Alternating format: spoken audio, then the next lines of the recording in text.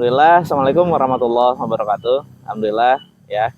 Hari ini nih di teman ayah episode awal nih harus harus kalau episode awal teh harus sama maklum ya. Karena kita masih nyoba ya dan alhamdulillah hari ini ada sosok yang luar biasa. Masya Allah. Biasa di Ahlan. Biasanya ya kalau di podcast apa kabar? Kan ketinggalinya, bronya. Sehat walafiat ya. Sehat, Alhamdulillah. Bisnisnya sehat. Sehat, alhamdulillah. Sehat tuh rada ayah reman. Lebih. Insya Allah ini penuh perjuangan ya. Jadi ini buat apa ya? Buat listener, woi bukan listener ya, bukannya radio. Santai tuh bro. Nah jadi tegang nih, alhamdulillah jadi tegang. Karena di YouTube channel Taman Ayah ini, jadi kita bakal banyak cerita ya, banyak ngobrol-ngobrol dengan para ayah. Ayah ini adalah ayah-ayah dari Wali Santri Kuta Bandung Barat ya. Insya Allah di Taman Ayah ini banyak kisah-kisah inspirasi karena menurut ketua kita ya siapa kepala kutab kita Ustadz Randy dia selalu ada satu statement ketika ayah bertemu dan berdiskusi di situ bakal ada solusi ya, benar ya. Mudah-mudahan dari channel ini, video ini bisa menginspirasi ya, bisa ada sesuatu yang bisa dipetik ya, meskipun hanya sedikit mungkin. Karena gini Pak Dali, kadang-kadang ya apa yang kita pikirkan itu hal biasa, buat orang lain tuh bisa jadi luar biasa. Nah gitu ya. Jadi Ana perkenalkan dulu, ini Bapak Dali Perdana ya. Nah, Perdana ya. Betul. Karena ini episode perdana. Cocok berarti ya bro. Anak kahiji.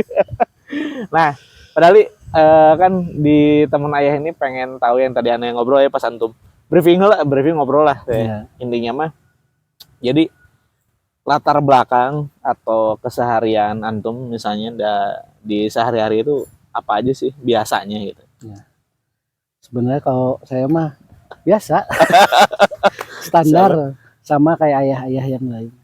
Pagi-pagi ke kantor Masya Allah gitu, cuman agak siang dikit. Meeting, ketemu klien. Masya Allah. Yang agak beda, kantor saya di rumah. Gitu, di rumah. Gitu. Meetingnya juga di rumah. Gitu. Online gitu. Jadi online. Rata-rata online. Itu alhamdulillah Allah kasih rezeki punya kasab yang tidak jauh gitu dari rumah. Dari rumah. Jadi salah satu rezeki pisan buat para ayah atau ya buat saya dan para ayah yang punya pekerjaan di rumah, itu salah satu rezeki tak terhingga sehingga bisa mendampingi anak terutama untuk membersamai dalam pendidikannya, dalam kegiatan sehari-hari. Itu sih yang saya rasakan. Masya Allah. Alhamdulillah. Tapi tidak mengecilkan yang kerja gitu, ya alhamdulillah juga. Iya ya. Disyukuri ya. Disyukuri. Gitu. Cuman ini mah buat diri saya sendiri. Saya berusaha bersyukur atas kondisi yang saya alami sekarang. Masya Allah. Anak tuh antum baru 3 ya? 3. Nambah. Insya Allah. Berapa nambah? Kalau di target sih ya kemarin saya hitung-hitung ini belum ada sih ya. Belum. Dihitung. Orang tuh udah nunggu Pak. Dihitung-hitung belum ada. Baru 3 alhamdulillah. Baru 3. Tiga-tiganya ikhwan ya? Ikhwan. Masya Allah. Yang satu kelas usia berapa? Yang satu 12 tahun. 12 tahun. Usia 12 tahun. Oh iya, usia 12 tahun kelas kononi akhir sekarang. Yang kedua itu usia 8 tahun kononi 1. Yang terakhir itu usia 6 tahun awal 2 ya. Alhamdulillah. Ya. Berarti kegantengannya udah mulai bersaing ya di rumah ya. Betul, karena anak laki-laki ya. Kegantengan dan sepatu juga kadang-kadang bersaing. Oh iya. Sama yang paling gede. Sama ya. Paling gede bersaing ya. Bersaing. Masya Allah ya. Nah antum bisnis tuh kan yang aneh tahu tuh umroh tuh. Antum sering membantu banyak orang untuk ke tanah suci. Nah itu tuh memang punya travel atau gimana sih? Ya. Kan ya Afan ya. Yang aneh tahu antum tuh cuanki awalnya ya. Iya. Terus udah cuanki teh apalagi bisnis antum tuh sih? banyak nih bisnisnya, banyak nih bisnisnya. Jadi ini harus sebelah gitu. Sebelah. Masih jalan tapi. Alhamdulillah. Bisa pesan cuanki sebelah, bisa pesan ya. Iya. Terus ada umroh ya sekarang tuh. Atau umroh udah lama juga? Betulnya kalau yang di dunia travel, karena saya dulu kerja di travel. Jadi 2000 sebelum menikah lah, menikah dari bujangan udah kerja di dunia travel. Terus jadi bagian yang yang melengkapi perlengkapan jamaah umroh di travel itu. Nah, terus di tahun mungkin 2012-an itu saya resign dan jadi bikin perusahaan sendiri untuk nyuplai ke travel perlengkapan. Jadi sampai sekarang nyuplai perlengkapan ke travel haji. Perlengkapan kayak tas gitu-gitu. Tas ya betul, kayak ihrom, kayak syal, kayak batik, kayak bantal leher gitu. Nah, plus karena banyaknya link di pertravelan haji umroh, itu kadang-kadang suka banyak penawaran untuk ikut jualan umroh gitu. Nah, kira itu jualan cuanki bawa ke sana gitu tuh enggak ya kan? Itu juga betul. Ya itu alhamdulillah sampai sekarang mulai mungkin sebelum pandemi, nah itu udah mulai jualan umroh, udah mulai ada kerjasama sama beberapa teman yang bikin kayak konsorsium untuk jualan paket umroh. Gitu. Alhamdulillah. Jadi ya mohon doanya juga atas keberkahan usaha saya dan para ayah juga. Masya Allah. Nah jadi kalau misalnya pengen umroh ya buat teman ayah yang lain ya, atau misalnya yang lihat lah, ini bisa jangan jauh-jauh, bisa ke Padali ya, Dali Perdana ya. Siap ya? Atau bisa hubungin saya dulu juga nggak apa-apa ya? Bisa ya? Dilebihin sejuta lah. Jangan dibocorin ya, jangan dibocorin ke marketingnya.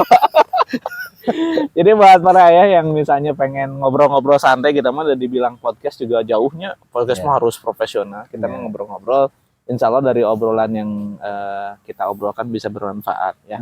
Sama halnya kita sekarang lagi ada di lahan Kutab ya, ini tuh lahan wakaf Kutab Bandung Barat. Nah sekolahnya anak Padali semuanya ya. Nah kenapa awalnya Ana pengen tahu cerita bisa mengenal Kutab ini dari mana sih Padali? Kan pasti beda-beda nih tiap ayah.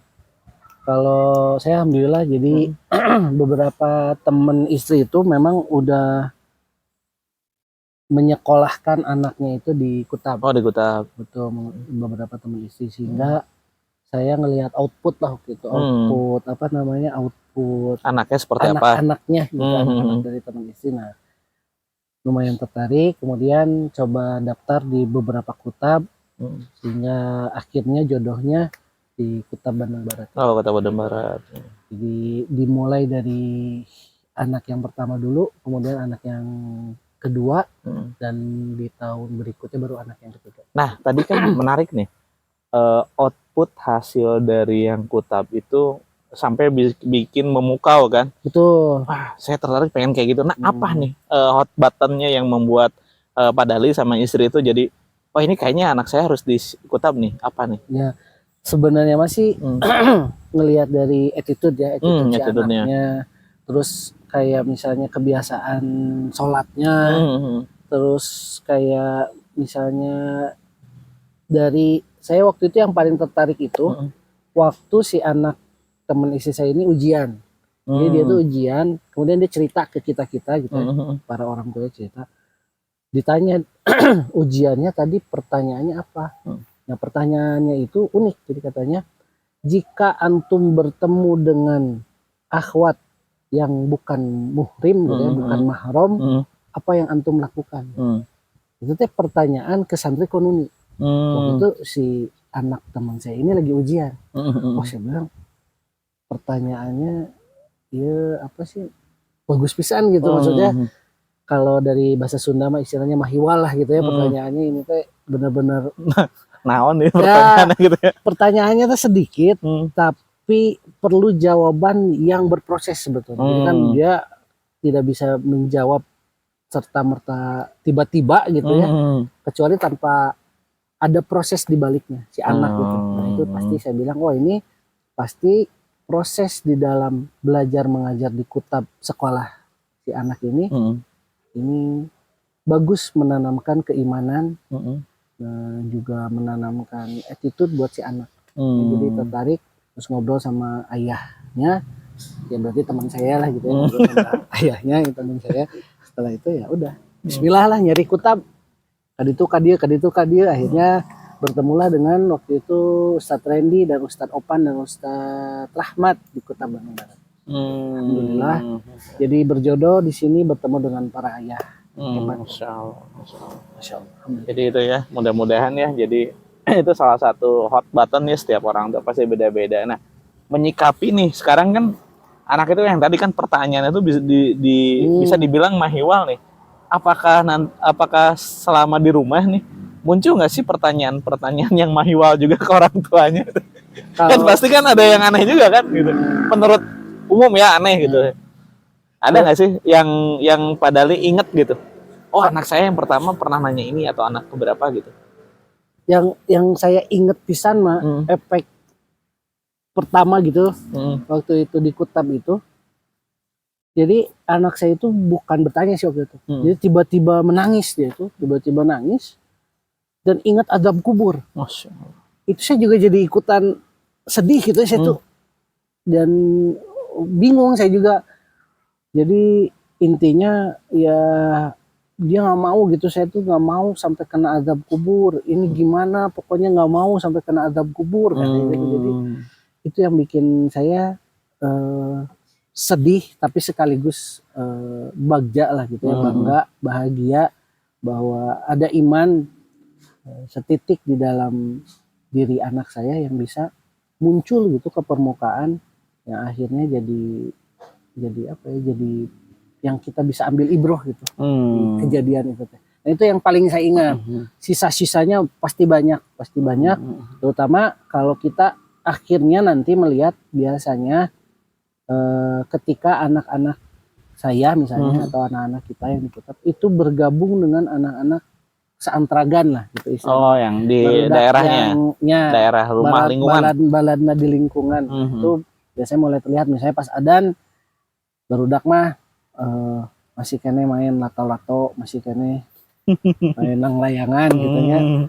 Kalau alhamdulillah anak-anak saya misalnya beda kalau adzan ke masjid ya. Jadi misalnya bari lamokot, bari ka rotor, tapi wudhu ke masjid, tapi ya tetap melaksanakan perintah sholat. Masya Allah.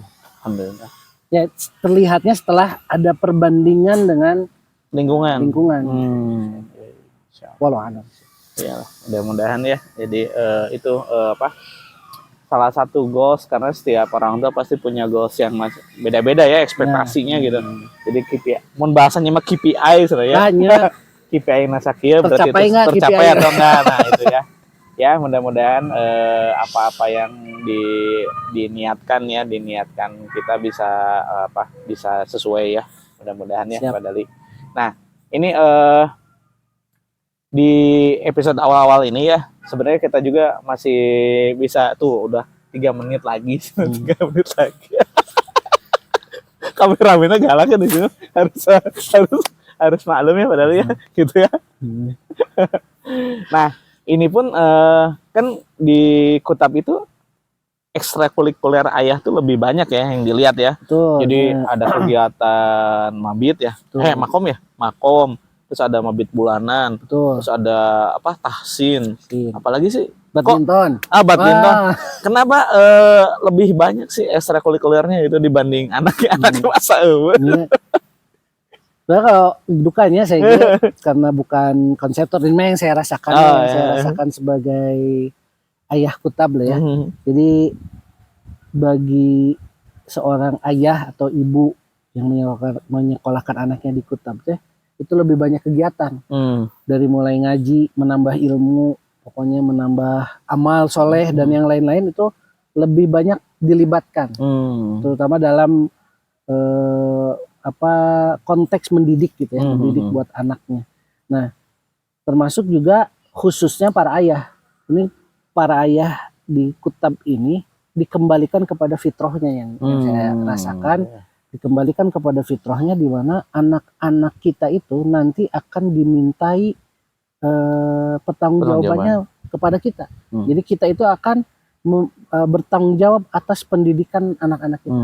Itu yang saya rasakan. Dan fitrah itu tuh kembali kepada ayah, terutama ayah kutab. Oleh karenanya jadi si kutab itu teh bikin banyak program. Selain mabit kowamah, campingan gitunya, babakaran di mabit bulanan, atau misalnya kumpul-kumpul di yayasan atau dan lain sebagainya, sampai misalnya nanti ada tahsin, ada kegiatan olahraga, badminton dan lain-lain. Insya Allah. Jadi tapi itu dalam rangka mendukung kemapanan seseorang untuk menjadi ayah. Itu sih. Walau alam. Ya, mudah-mudahan ya hatur nuhun pisan Pak Dali udah mau sharing ya, ngobrol-ngobrol di teman ayah. Insya Allah nanti mungkin kita bisa ngobrol lagi ya. Karena kadang-kadang kalau kelamaan tuh bisa bosannya audiensnya. Mending kita keep dulu, karena sebenarnya banyak nih yang bisa digali dari seorang Pak Dali ya. Ceritanya luar biasa ya, apalagi cerita untuk sampai menuju di sininya. Tapi nanti kita akan bahas lagi di episode selanjutnya mungkin ya. Siap. Mudah-mudahan ya ada umurnya. Amin ya. Ya walau alam, benar ya. Betul.